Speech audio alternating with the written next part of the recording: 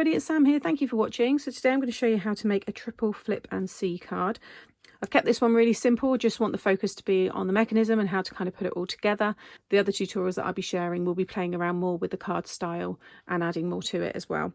But this one, if you've not seen the style before, you pull the side and it will reveal 3 panels here. I think it's going to be a fun one to add photos to. So it's someone's special birthday. I think that would look really cool. The great thing about this card style is it can be this way if you wanted to. You could have it pull from the top and obviously as a landscape. So it will open like so. You've got all your space inside to write your message, and that will fit into a DL size envelope. It's very straightforward to do, so let's get started. So this is the new Flip and See DL size mechanism. This will make a triple, a double or a single flip, and it's on that DL size, and I'll talk you through that sizing in a moment. You get 10 dies in this one, and you can see them all laid out there, and then I've got them on my magnet here. So I'll just lay that down so you can see all of the dies, and I'll talk you through what I've cut. So I've got a DL size card here. You can buy these ones shop bought, or if you don't have this size, basically what DL is double lengthways. So it's a piece of A4 width, which is 8 1/4, and then it's 8 1/4 again. So it's an 8 1/4 squared piece of cardstock, and then you score at 4 1/8. So right through the middle, fold that in half, and you've got your DL card. What I've already gone ahead and done, but I think I'm going to have to do it again because I want to add this layer here. So that's fine because I can talk you through this. So you may choose to use the matte layer, you may not. I've got it on some samples and others I've not used it, but that is your layer, which I've already cut here in the white. And you've got the stitching on the top and the bottom there. So cut that if you want to do the same kind of card as me. This one here is your finger pull. You need to cut this first so that you can easily pull the tab. To do this, I'll show you at this end. It will cut a whole semicircle out, but you only want it to cut the curved part. So you just lay it down on the edge of the card and just butt it up to the edge there. So you can see, if I flip it over, the cut line's overhanging. So all that's going to cut is that semicircle, and pass that through your machine and it will leave you with this here. But I need to now stick this over the top, and then what I'll do is I'll just cut that again. It's easy to line it up because we've got the shape there now. So I'm using my construction glue through all the cards as I always do. This is the Collall construction glue, but there's lots of other construction glues on the market, so do have a shop around. They're solvent based, so if you put in solvent based glues, so they're really good with paper crafts and they dry nice and hard, so they're great for kinetic cards as well. I've got the Collall linked below, but you can find Beacon 3-in-1's another popular one as well. So I'm just placing that one down over the top there. And I'm just going to give that a minute to dry. Okay, so that's all stuck down. I just got rid of the glue on the back there. But now I can just place down the die back into this spot here. Make sure it's nice and straight, like so. You'll feel it kind of lock back into place. And I'm just going to take that in place, and then you might want to just lay some copy paper down or something over that part so you don't get any markings maybe from your die plates. I'm going to pass that through, and that will cut through now that piece. Then I've cut this die here. So this is the main mechanism, and this is the one that will allow everything to flip. So like I said, you could have this as a triple, a double or a single. I will have all of them on my channel. This is the first one going up, so if you're watching this early, the other 2 might not be on yet, because I tend to upload, when I've had a new release, I will upload a different tutorial every day until they're all on the channel. But I'll upload the triple first. It's, to be honest, once you've done a triple one, it's really easy. You just don't add the others. And then you can either cover the slots with different images that you might be using, or you can actually stick the panels just directly onto the card like so. But you'll see that in more detail in those other videos. So I've cut this one out, and then I've just stamped over the red card there using this is another part of the new release. This is the barn door. So you get this wood grain stamp and you get this barn door. Again, you'll see me using this in different ways. So that is going to go over the top there. You then want to cut this piece. This is your pull tab. Okay, and that will go inside here, and that's going to sit like so. You've then got the tiniest arrow die. I highly recommend that as soon as you've used it, put it back onto its magnetic sheet or in the packaging, or if you've got somewhere where you keep these kind of things, some people have magnets on their walls and stuff, then just make sure you put it straight back. I've cut my one here in black, and that is going to sit in there like so. But you can also stamp a word if you've got my Push Me Pull You action stamp set. You can see there You've got really tiny pull, twist, flip, all those kind of words. And you've also got them slightly angled here. You've got more arrows, and you've got them here, but you could also have open if you wanted to. There's tons of different actions on that one. So that's all there in place. Then you want to cut yourself 3 of this plate here, and these are the flip pieces. Once you cut them all, you'll see on the plate here, you've got these 3 lines. Now, these 2 in the middle, you'll feel are much deeper than this one here. This is actually just a guide of where you will add your glue, but I've actually, since putting that in place, you can do it the way that I intended, but I think I've got an even better way for you to do it. So just ignore that one, but these 2 here are your fold lines. So just fold them both, okay, like so. But you want to have it so that this piece and that guide line is on the back, and then the 2, you know, you folded one and then the other folds on the front. So that very thin little section you want facing you. Just do that with all of them. Okay.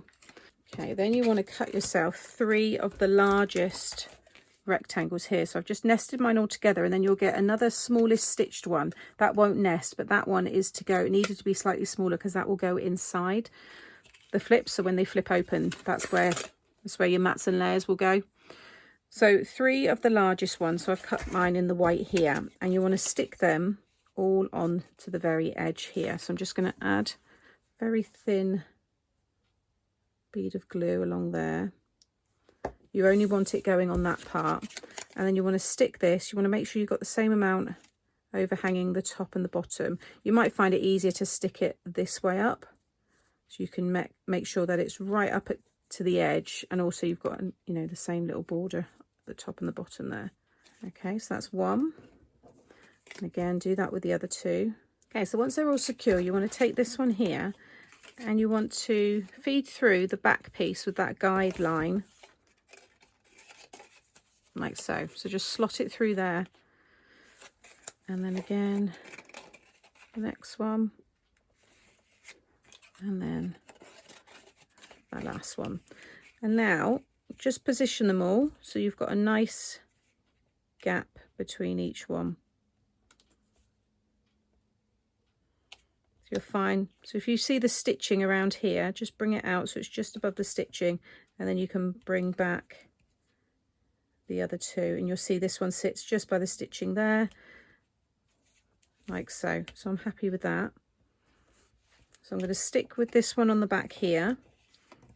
You just want to add a little glue, just like so, or you can add it onto the back of this piece, but just towards the end there, okay? And then just fold that over, like so. So this is a different way to, when I designed it, I was using the guides at the back, but it's not until sometimes you have the pieces and the actual die to test, and then you actually find other ways to do it. So again, I'll just show you here. You can add the glue, like I said, just on the back there if you want, and then just lay that down. So again, just focus on that spacing there. If you use the glue, you've got a little wiggle time. It doesn't matter if it, you know, as long as it doesn't interfere with the, or go near where the slot is, where the cards, you know, you fed it through. You could, you know, you could cover quite an area there if you wanted to. But can you see the guide line here? That was to go behind, and then you knew where to add your glue. But I think this is easier to do it this way. And then stick that last one down. Again, just focus on the gap between each one, like so. So now if you flip it over, you just want to add a little glue. You might find you want to use double-sided tape here if you're worried your glue might ooze, you know, under kind of the slot here and stuff. It's up to you, know, it's up to you.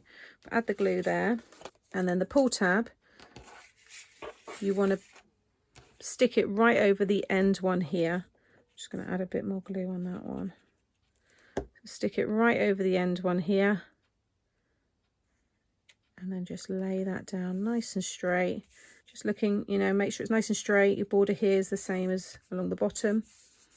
And now when we flip it over, you can see that overhangs there. Whilst that's all drying, I'm going to add a little glue here and just place down the arrow there. And now when you place it over the top here, just again give it a little border at the end there, and you'll see this is flush with this end of the card. Okay, so I'm going to use some foam. You could use tape if you want, but I'm going to run some foam thin strips. So I've got the black foam sheets from Craft Stash here, so I'm just going to add a little bit there, and then I've just cut myself some thin strips. Like I said, it doesn't have to be foam. You can use double-sided tape or just your liquid glue, but you don't want anything that's going to interfere with this pull kind of panel here. You want to make sure that's got space to move up and down. And then take the backing off.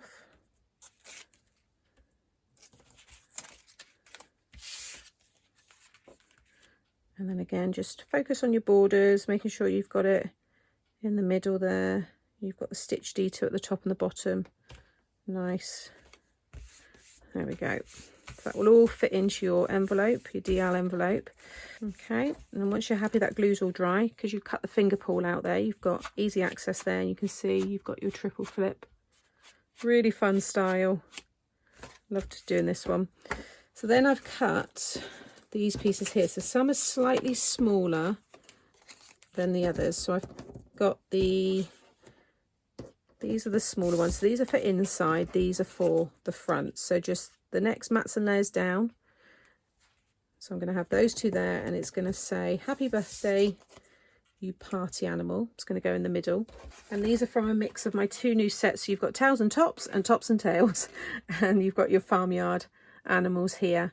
So I've used the horse here and the sheep, this one here, and then inside we've got the llama, the backside of the horse and I love this one, the cute little lamb there, which is just there. And inside it's going to say love your favourite herd. So I'm going to stick these ones down first, and then I can just show you the inside. Okay, so they're all in place. I'm going to open it up. Again, you might want to stick these in before you stick it down onto the card. It's entirely up to you. So for the inside ones, you want the two smallest stitched ones. So where I showed you, you've got this one that doesn't quite nest. This one here, that's this one. So the smallest one, for which I've done in the white for your stamped images. Then the next stitched one, this will cover the stitching, but it will give you the same finish as on the front. But the largest stitched one gives you a stitched effect for the front. So I've tried to do it so that it will give you the same effect on the top and on the inside. And that's those two I've already stuck down there. So I'm just going to add my glue on there. So yeah, you want this to cover the stitching. Like I said, it gives you that same finish now. And then open it up.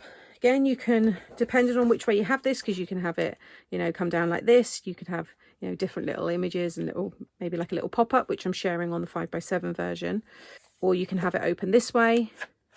Lots of ways to have this card. And like I said, whether it be a triple, a single, or a double, it's up to you. So they will sit right over the top of all of those pieces. So I think I want that one in the middle actually. Okay, so there's the finished card. Like I said, keeping this one simple, just wanted to show you how to put it together.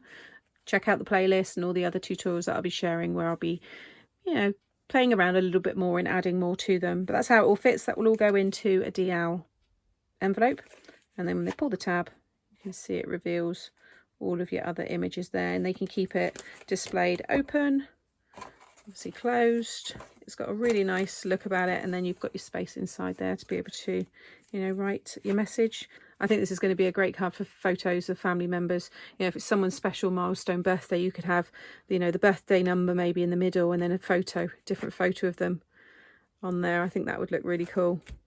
So I hope you've enjoyed this tutorial today, showing you the triple flip and see die set and how it all works. If I've put the others already up on the channel, you'll see them coming up now, so you might want to click and watch those next. And as always, everything I've used will be linked in the description box below. If you've enjoyed today, give me a thumbs up. I really do appreciate it, and I'll be back again very soon. Take care. Bye.